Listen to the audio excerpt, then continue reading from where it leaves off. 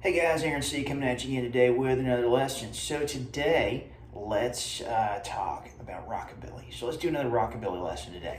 Okay, so in past videos, I've kind of done some basic go-tos, and I kind of want to do that and maybe see what else we can come up with today. All right?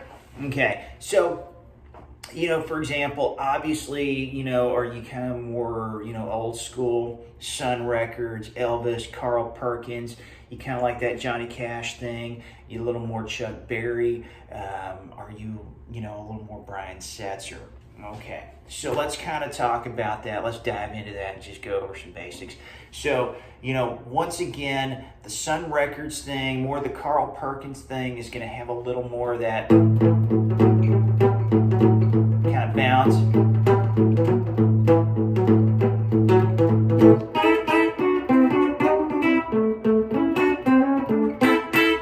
That kind of thing.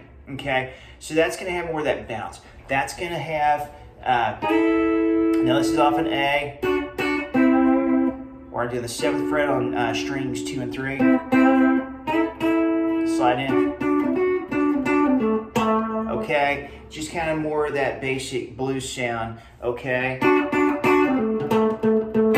Okay, that's going to be more of that Carl Perkins thing with that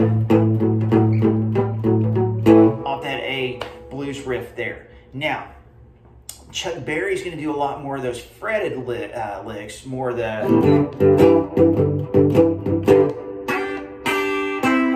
So you're going to see common ground in the licks, but where it's going to vary is the interpretation, the delivery, okay, sort of things like that, which is kind of, guitar playing in essence, okay? All music is relational, but delivery, varies from person to person.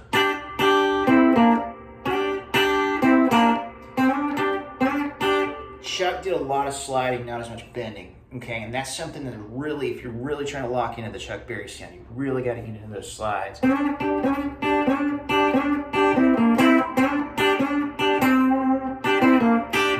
That kind of thing. A lot of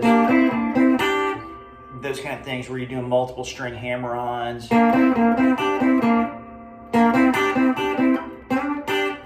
That's more the Chuck Berry sound. If we're getting into the Elvis thing of the Sun Records, and I'm going back to Scotty Moore, not so much James Burton, and nothing is James, but more the Scotty Moore thing is, you have.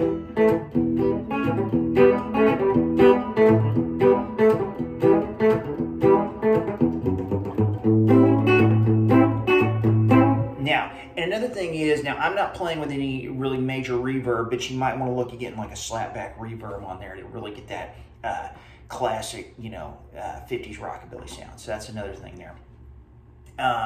Another thing that we want to cover is more if you're wanting kind of more of the Brian Setzer thing. The Brian Setzer would be more the. So if you lined up in a 1, 2, 3, 4 position, your second finger being on the A of the 5th fret of the 6th string, go down to the 4th string, and it's 1, 2, 3, 4, but you're doing double. Now I usually do that. I manage the speed using an alternate picking and a palm mute over the strings over the bridge there. If you want more of the Rock This Town kind of feel, okay? And where you do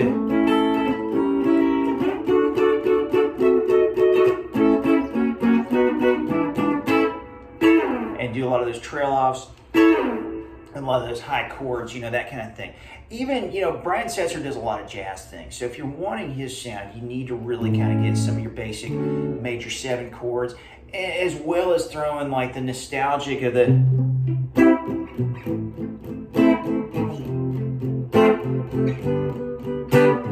of the 50s ballads in. And so he's really good at kind of mixing and matching that and so forth. Well, guys, thanks so much for stopping by. I just want to throw a couple pointers out there today. If you're not already subscribed, please feel free to do so. I appreciate you stopping by. I'd love to see you more often, so please feel free to do so. If you have any questions, leave them in the comments below. If you have any requests about videos, leave those in the comments below. I'll do my best to see what I can make those happen. if you're interested perhaps in lessons, let me know and we'll see what we can do to make that happen. Guys, thanks so much for stopping by. Look to see you soon. Take care.